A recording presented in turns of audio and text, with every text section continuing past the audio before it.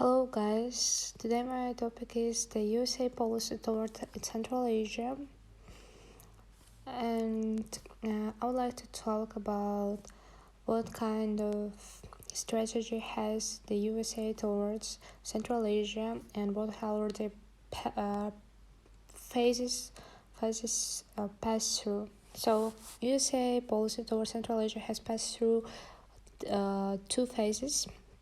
Since the five countries comprising the region, Kazakhstan, Kyrgyzstan, Tajikistan, Turkmenistan, and Uzbekistan gained their independence in 1991, and it has recently entered yet another phase that remains a work in progress.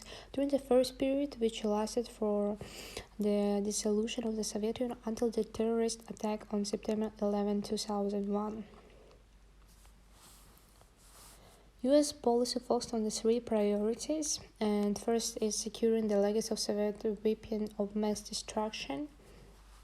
And second is helping the Central Asian countries attain and defend their newly won sovereignty, independence, and territorial integrity against the potential reassurance of Russian neo-imperialism. And third one in breaking up Russia's monopoly over pipelines and transit routes for Central Asian oil and gas as a means of ensuring the region's independence from Russia.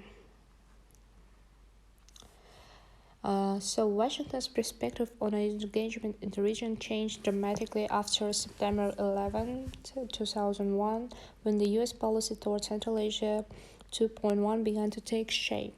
To be sure, there was continued interest in pursuing the long-term political and economical reform agenda of the previous decade, but military and security considerations became more important factors in U.S. engagement in Central Asia. The logistical requirements of support large-scale U.S. military operation in Afghanistan and the resulting heavy dependence on access to regional military facilities took precedence over commitment to the promotion of political and economic reforms and human rights. So the first two phases of American encounter with on independent Central Asia had on the theme in common. The region's significance to the Central States was largely derivative of interests that were not indigenous to Central Asia itself, but rather were a function of the United States policies, priorities, and relationships with countries around the region. As the United States transition of a substantially smaller footprint and role for United States combat forces in Afghanistan, Washington will once again need to define and prioritize its interests and relationship in the region at a time when Russia is showing greater willingness and capability to intervene in the internal affairs of its neighbors. Furthermore, the long-term goal of both Moscow and Beijing to expand their influence in Central Asia could increase tension between these two powers and possibly among regional states. The competition between the two powers has encouraged Central Asian states to seek continued Western involvement in the region to check Russian and Chinese ambitions. All this development provides a backdrop for the USA policy towards Central Asia 301. So, next I would like to talk about what already successful major strategic objectives has been already accomplished in Central Asia. So first is support for Central Asian countries.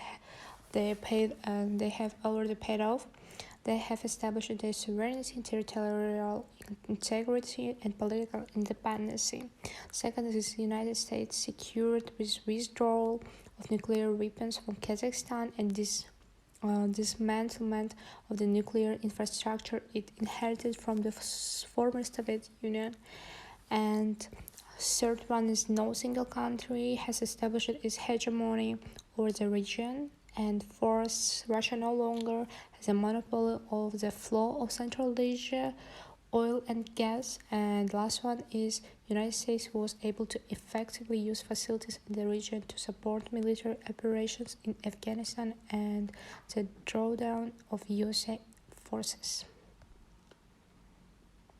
And this is the reference where I got all this information. Thank you so much for your attention.